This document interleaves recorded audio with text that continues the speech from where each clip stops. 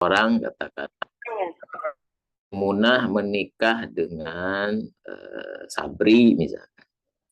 Nah, ternyata temannya Maimunah ini namanya misalkan Siti. Ternyata dia menyukai Sabri ini dan dia hadir di undangan pernikahan. Nah, ketika temannya Maimunah ini Siti tidak berlindung kepada Allah, bahkan justru menghadirkan penyakit ain buat kedua mempelai di pelaminan itu bisa menimbulkan kemudaratan kepada kedua mempelai penyakit, kecuali temannya Siti ini justru dengan ikhlas memberikan ucapan selamat barakallahu laka wa baraka alaika wa jama'a bainakuma fi khair, maka Allah Subhanahu wa taala akan menjaga, akan menolong keduanya. Jadi yang namanya Siti tadi tidak akan dia menghilangkan penyakit ain pada dirinya, dan demikian pula terjaganya pasangan dari penyakit ain dari sahabat dekatnya, dan itu sahabat dekat misalkan Siti dan Maimunah ini. Dan ini penyakit yang nyata adanya, hakikatnya jelas, dan memang seringkali orang tidak menyadarinya. Maka lebih utama adalah kita semua berlindung kepada Allah Subhanahu wa taala dari penyakit ain ini salah satunya. Juga lebih utama bersikap tawadu, bersikap rendah hati, bersikap bersahaja, sederhana, hati-hati dibanding pamer, dibanding update status di medsos. Sebagian orang tidak memahami bahwa resiko update status di medsos itu bisa menimbulkan penyakit ain bagi yang mengupdate-nya. Dan kalau kita mengupdate status di medsos, maka hal pertama yang harus kita lakukan sebelum update adalah meminta perlindungan kepada Allah Subhanahu wa taala, sehingga ketika kita update ada seseorang yang melemparkan atau menyasar penyakit ain kepada diri kita ketika mengupdate medsos itu, Allah lindungi. Dan itu satu hal yang nyata adanya. Dan repotnya adalah penyakit ain ini salah satu cara untuk menyembuhkannya selain pelindungan adalah seseorang itu berwudu, yang melemparkan penyakit ain ini berwudu, dan air bekas wudu orang yang berpenyakit ain ini disiramkan atau dibasuh atau dimandikan kepada orang yang terkena penyakit ain. Seperti itu. Itu caranya untuk bisa menyembuhkan seseorang dari penyakit ain, sampai penyakit ain ini bisa membuat seseorang itu meninggal dunia, mati karena penyakit ain itu. Maka Rasulullah SAW mengajarkan doa a'udzubillah bikalimatillah min syarri ma khalaq wa min syarri syaitan wa hammatin wa ainin lamah. Itu doa yang diajarkan malaikat Jibril alaihissalam kepada Rasul Muhammad Sallallahu alaihi wasallam. Juga sekaligus doa ruqyah, perlindungan penjagaan terkait dengan musibah yang menimpa seseorang dari potensi keburukan makhluk-makhluk Allah di sekeliling kita. Salah satunya adalah penyakit ain. Nah, boleh jadi itu inspirasi yang bisa kita dapatkan dari apa disampaikan oleh Teh Dian terkait dengan memang lebih utama kita merahasiakan kebaikan, dan kalaupun kita menampakkan nikmat wa amma bi ni'mati rabbika fahaddits, maka kita ajak semua orang untuk melihat nikmat itu semuanya semata-mata berasal dari sisi Allah Subhanahu wa taala. Sehingga kita tidak saling dengki, tidak saling hasad, tidak saling iri, tetapi justru berbahagia dengan nikmat yang Allah berikan kepada saudara-saudara kita, baik sesama muslim maupun sesama manusia. Alhamdulillah wa syukurillah kita sampai ke pertemuan yang keempat. Ada Kak Teme dan Kak Yuli. Jadi memang pertemuan 1, 2, 3, 4 ini dihadirkan sebagai upaya untuk berbagi ilmu terkait dengan jalan seseorang untuk menjemput jodohnya. Karena penting sekali mendasari setiap amal itu dengan ilmu agar terjaga, terpelihara, terlindungi dari hal-hal yang membahayakan, dari fitnah-fitnah dalam perjalanan di jalan pernikahan, sekaligus memberikan pemahaman terkait dengan apa itu nikah, apa itu pernikahan yang Rasul Shallallahu Alaihi Wasallam dan juga Allah Jalla Jalaluhu sampaikan melalui Al-Quran dan Sunnah Rasul Shallallahu Alaihi Wasallam. Nah, kita sudah sampai pada pertemuan yang keempat.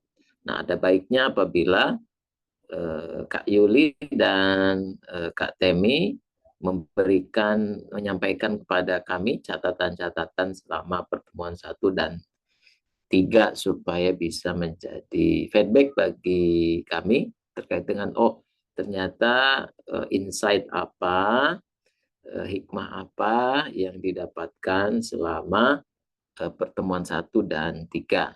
Silakan Kak Temi atau Kak Yuli dulu, tafadhol masykuran. Sebelum saya lanjutkan.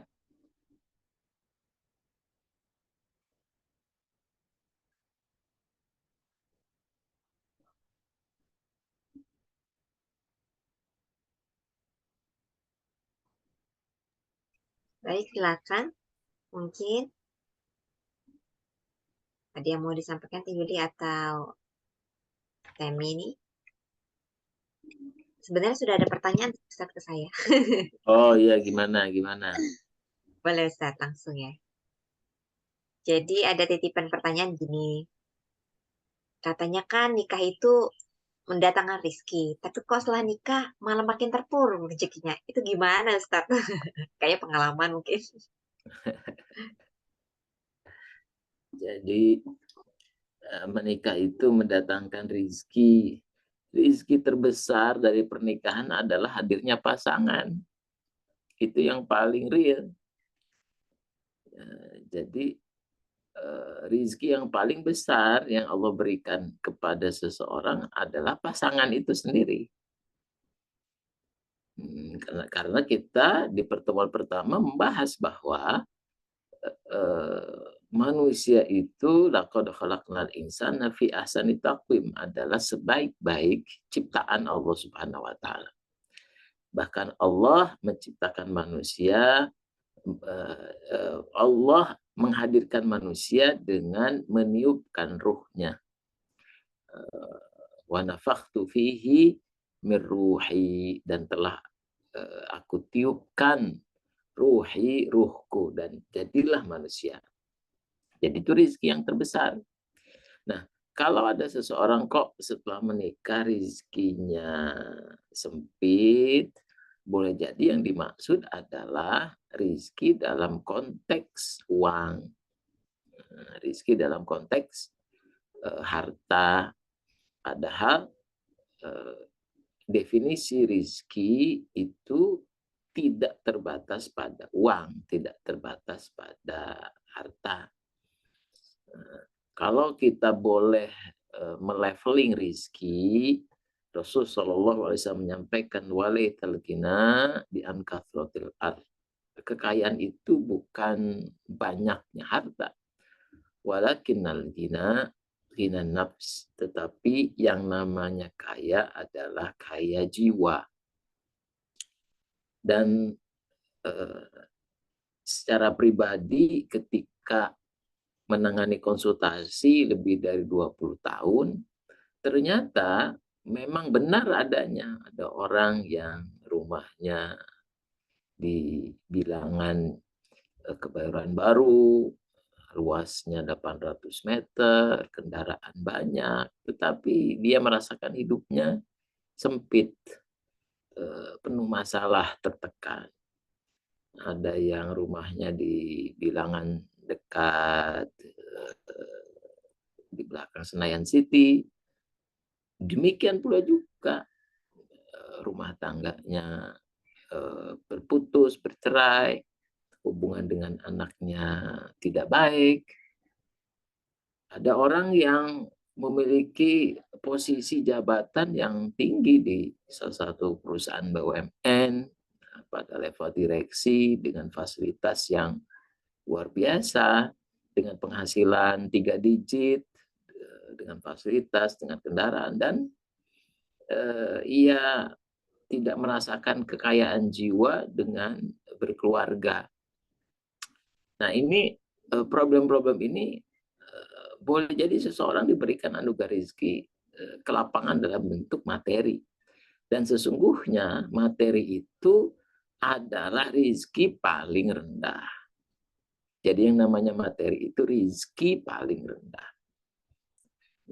Nah, mindset kita terkait dengan dunia dan seisinya itu ada di paling bawah. Maka Allah Jalla Jalla menyampaikan dunia ini diberikan kepada orang kafir, para pendosa, dan nilai dunia ini tidak lebih baik daripada seekor sayap, seekor serangga. Nah, mindset ini penting. Kenapa? Bagi mereka yang menikah, akhirnya laki-laki itu tidak takluk dengan dunia. Laki-laki punya kewajiban menjemput rezeki buat keluarganya. Tetapi dia punya mindset yang benar. Sehingga ketika dihadapkan pada rezeki yang haram di tempat kerjanya, suap, korupsi, markup, dia akan dengan ringan, dengan mudah menolaknya, menjauh, menghindar, dan mengatakan tidak. Kenapa? Karena bagi dia rezeki mendapatkan harta dengan cara yang haram itu sudahlah dunia itu rendah dalam pandangan dari sisi Allah dan pandangan iman. Ditambah lagi sesuatu yang haram lebih rendah lagi dan itu sangat buruk.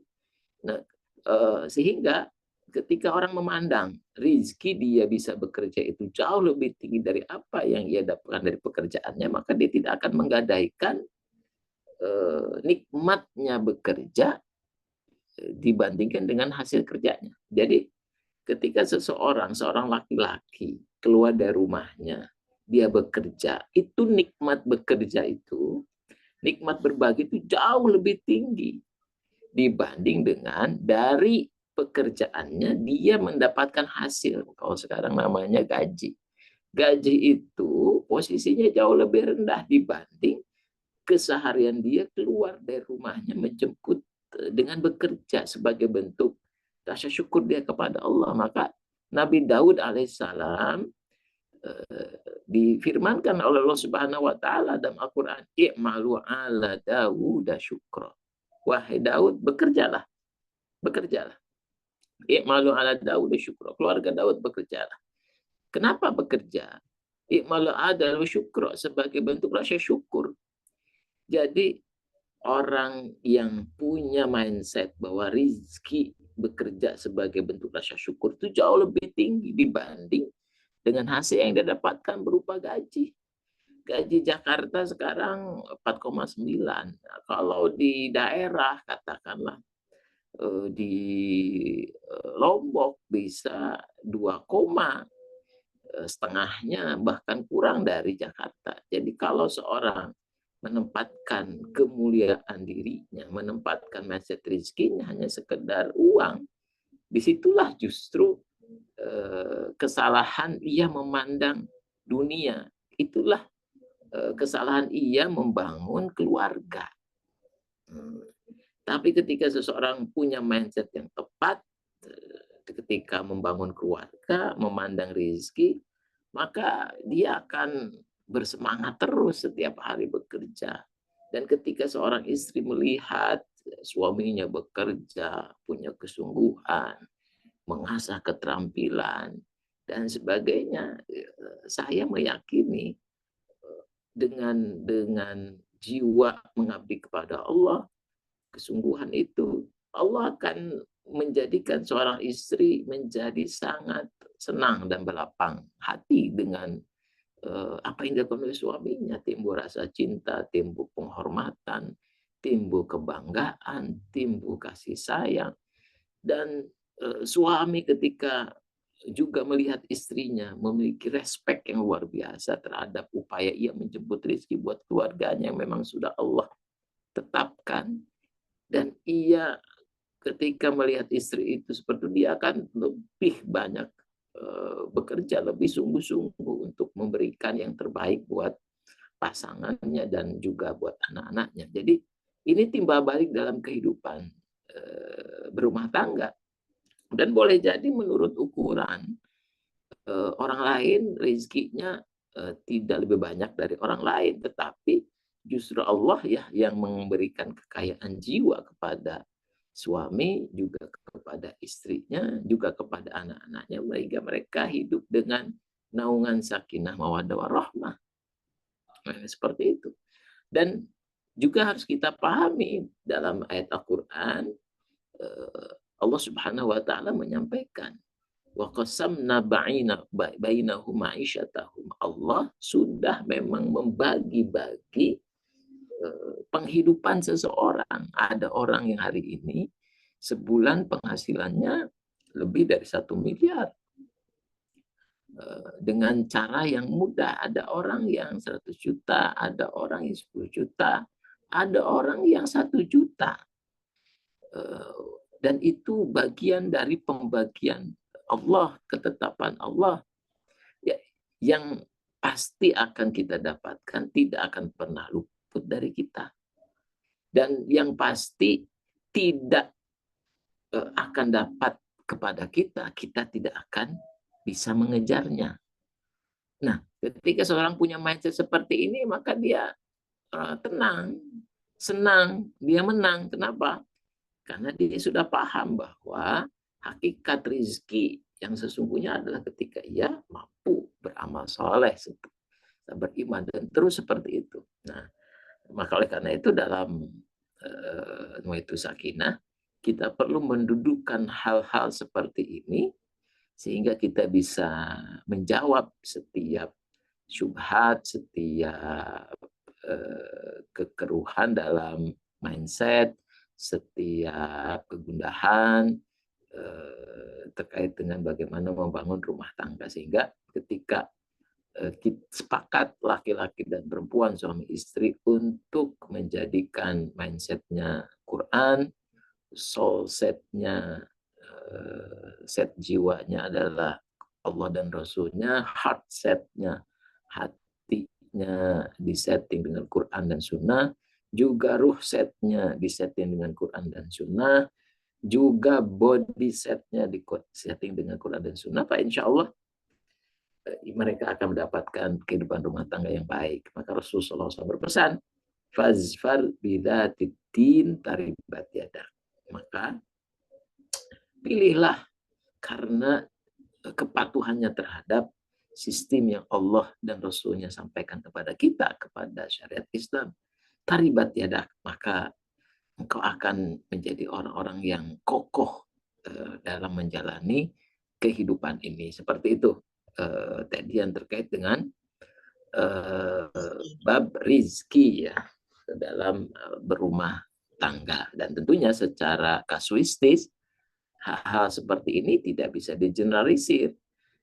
Kira-kira yang dimaksud orang yang jadi sempit rizkinya, apakah dia yang bertanya atau dia hanya melihat pada sisi luar keadaan orang lain sesuai dengan prasangkanya, kita tidak tahu. Tapi kalau kita bicara case by case, tentunya kita bisa mendapatkan data dan fakta secara lebih akurat, lebih lengkap, dan secara valid seperti itu. Terima kasih. Jazakumullah khairan. Ada lagi pertanyaan? Jazakumullah Ustaz atas jawabannya. Tapi saya sendiri sih merasakan sih. Sebenarnya kalau ditanya Rizky yang paling besar, kalau saya ditanya, iya memang pasangan. Alhamdulillah. Saya pernah tanya sama suami saya juga. Saya tanya, yang paling disyukuri itu apa? Dia bilang pasangan. Itu mungkin akan dirasakan kalau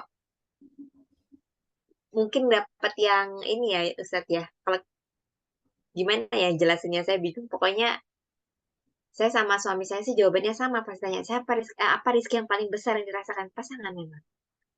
Jadi kalau sudah mindsetnya itu sih, kalau masalah rizki sih gimana ya, memang ada saatnya ditahan. Kan memang Allah kasih ancaman itu kan akan dikasih ketakutan, kekurangan makanan gitu ya. Jadi insya Allah sih memang kita sudah dijanjikan ketakutan itu sih. Jadi nggak masalah pas datang udah siap-siap aja mentalnya. Dan itu Dan satu kalau hal dan itu satu hal yang biasa saja di dunia ini. Ada bencana, ada perang, kehilangan, macam-macam. Kekurangan, harta itu sangat biasa. Dan Quran menyampaikannya dengan gamblang. Artinya ketika kita membaca Quran dan dapatkan petunjuk seperti ini, justru kita jadi tenang. Oh iya, memang harus ada episode sakit, harus ada episode sehat, harus ada episode diuji dengan kekurangan harta, dengan ketakutan, dan karena kita mendapatkan informasi itu dan kita respon dengan iman, maka disitulah iman merespon ujian takdir itu, dan disitulah bukti adanya iman. Nah, seseorang itu justru mengeluh atau mengatakan, Allah, kan saya udah baik, kok kayak gini sih, kan saya sudah sholat tahajud, kok judulnya kayak gini sih. Nah, itu menunjukkan bahwa ia salah menempatkan iman dalam hidupnya. Seakan-akan ketika seorang beriman, maka semua kehidupan itu akan baik-baik saja semuanya. Enggak seperti itu. Justru iman itu dibuktikan dengan adanya ujian. Apakah dia sudah memahami makna kehidupan dunia atau tidak, kan seperti itu. Baik, ada lagi yang yang disampaikan atau ditanyakan dari Kak Temi atau Kak Yuli yang sedang dalam perjalanan? Tidak ada, Pak Ustadz. Caranya hilang ya? Ya, oh ya, tadi kan saya tidak bertanya, justru saya ingin mengupdate hikmah atau inspirasi yang didapatkan dari pertemuan 1 dan 3. Kak Temi barangkali, karena Kak Yuli masih dalam perjalanan.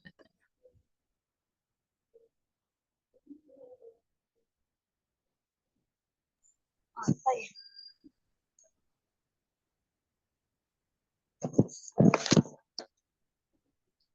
Alhamdulillah sih sangat bermanfaat dengar tausiah dari Ustadz. Itu aja sih. Kak Temi itu tinggal di mana?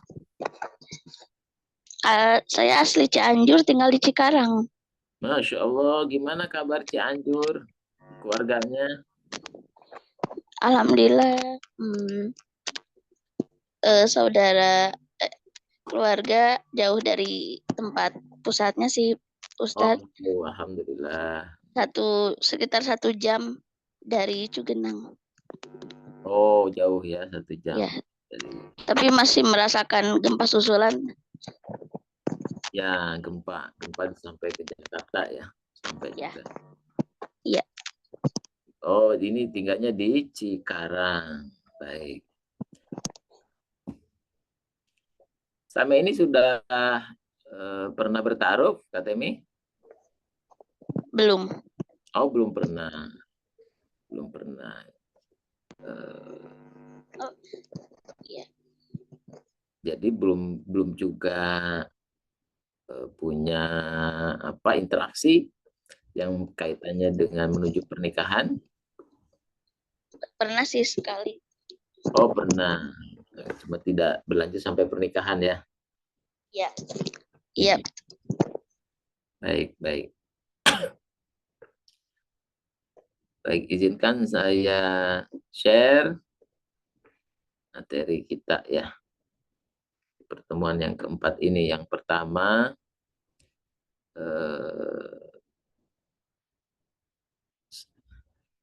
kita membahas tentang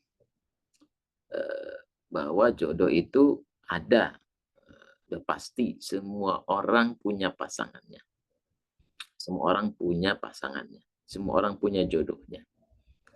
Nah, di dunia ini tiap kita mengikhtiarkannya. Jadi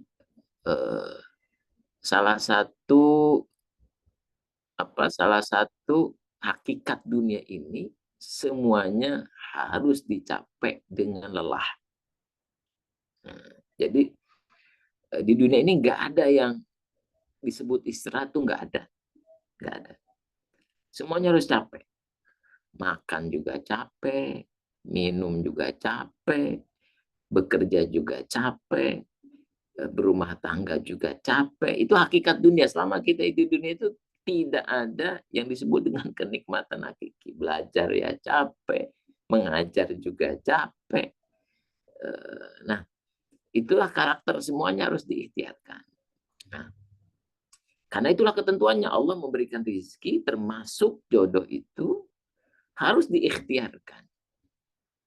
Harus diupayakan. Dilakukan dengan kesungguhan. Jadi nggak bisa diam, jodoh itu dia mengatakan pada dirinya, jodoh itu di tangan Allah, lalu dia diam.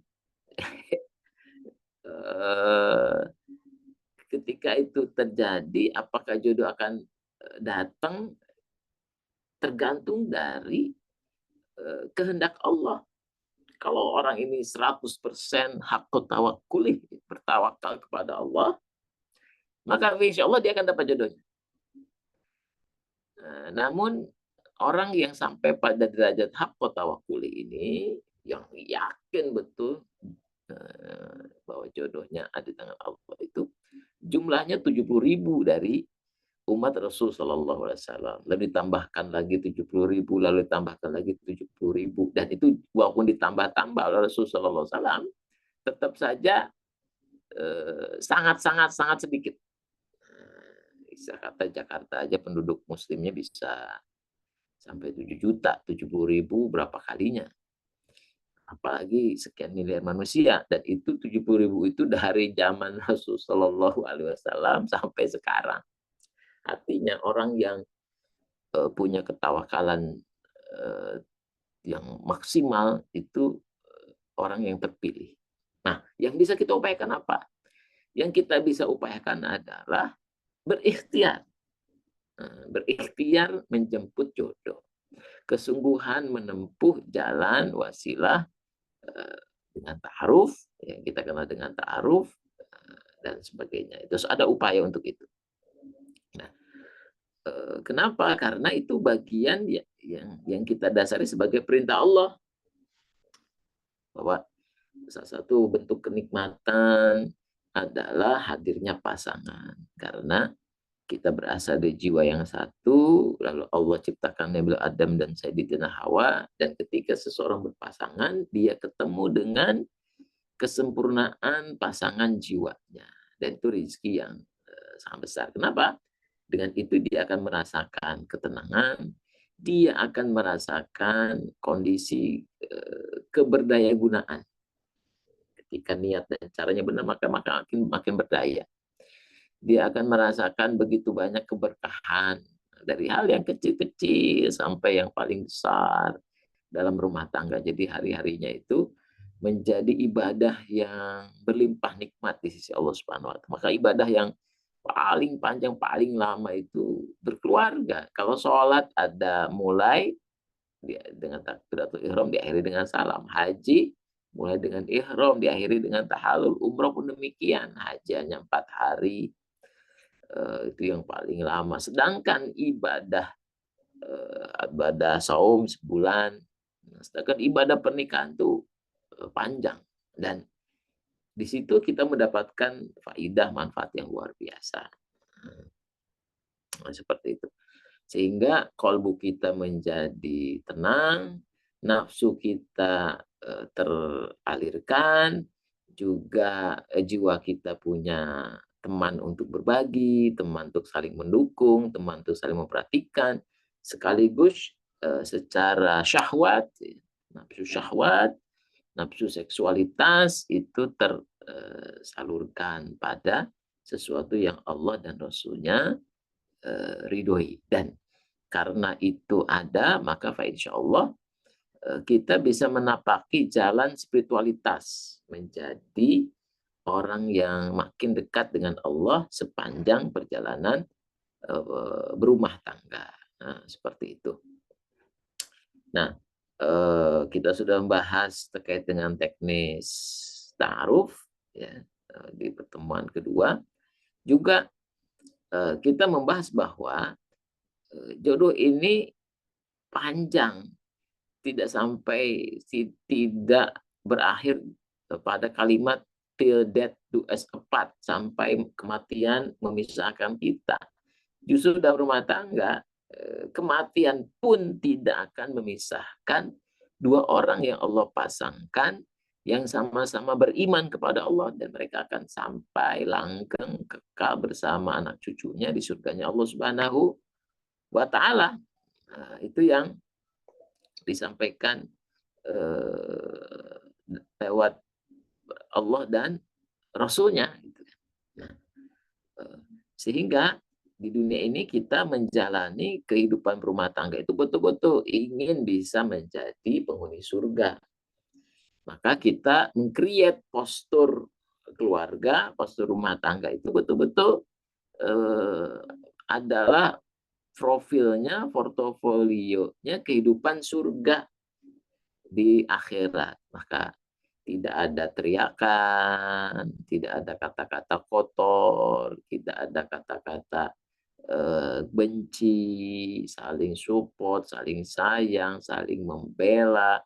Semuanya ketika ada panggilan Allah untuk sholat 5 waktu, mendatanginya dengan suka hati dan gembira, lalu semuanya bersemangat untuk menunaikan kewajibannya, semuanya juga terjaga untuk tidak saling menuntut hak, karena semuanya sudah fokus menunaikan kewajiban, sehingga otomatis hak-hak setiap orang itu terlayani, tercukupi, terpuaskan. Juga menjemput rezeki yang halal dengan penuh semangat, dengan penuh kegembiraan, terus mengakses ilmu setiap pekan, setiap hari, bertambah kompetensinya, bertambah skillnya.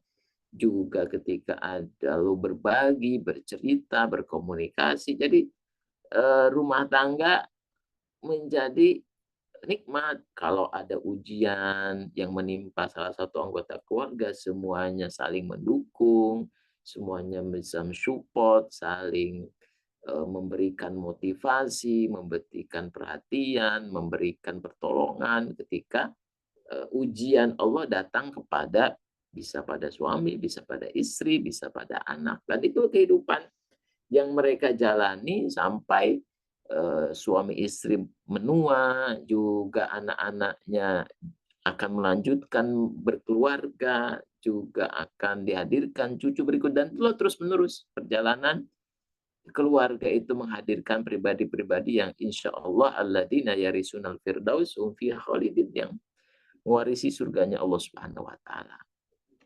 Nah, juga sudah kita bahas bahwa kunci kebaikan, syarat sakinah itu yang disampaikan di pertemuan pertama. Sakinah itu sederhana, kunci utamanya adalah hati-hati dengan kata yang keluar dari lisan kita. Hati-hati betul.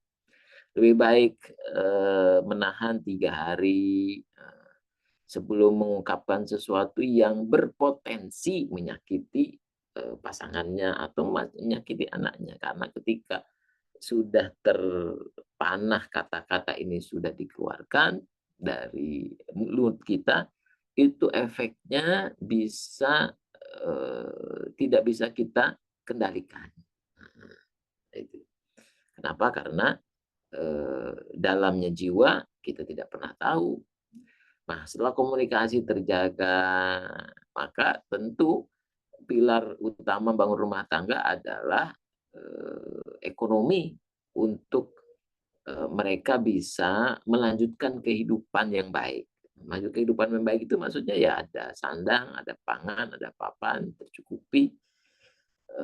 Dan berikutnya adalah bagi suami istri, kebutuhan terkait dengan seksualitas dibicarakan dengan luasa, dengan terbuka, dengan baik, sehingga ketika kunci kebaikan pasangan ini, baik kasur, kasab, dan komunikasi terjaga, insya Allah menjadi baik. Nah, sahabat semua yang dirahmati Allah Subhanahu Wa Taala, satu hal yang penting adalah bahwa tiap orang itu memang berbeda satu sama lain. Nah, di sini kita menggunakan tools konsep Stephen, bahwa tiap orang itu punya kepribadian tunggal. Apa yang dimaksud dengan kepribadian tunggal? Orang itu punya kecerdasan tunggal untuk mengelola kehidupannya. Jadi Allah sudah berikan kecerdasan tunggal kehidupannya, dan dari kecerdasan tunggal inilah maka dia bertumbuh dengan pengalaman-pengalaman selama kehidupnya. Nah, sehingga nantinya ketika dia membangun keluarga, dia akan tahu kira-kira ketika dia menjadi ayah tipe apa yang akan ia bangun dalam keluarganya. Orang yang punya tipe kepribadian sensing maka menjadi ayah yang keren. Seorang yang punya kepribadian thinking menjadi ayah yang berprinsip. Orang intuiting ayah yang asik. Orang feeling ayah yang perhatian. Orang insting ayah yang suportif. Dan ini bagian dari pemahaman kita untuk menjadikan rumah tangga sakinah, mawaddah warahmah. Sebaliknya, bagi seorang perempuan boleh jadi dia tipe istri yang baik. Ada yang tipenya istri yang jadi manajer, pengelola yang baik. Sedangkan ada intuiting yang menjadi pasangan yang baik. Ada orang feeling justru kekuatannya menjadi ibu yang baik. Sedangkan insting dia menjadi pasutri yang baik. Nah, setiap orang punya kelebihan masing-masing.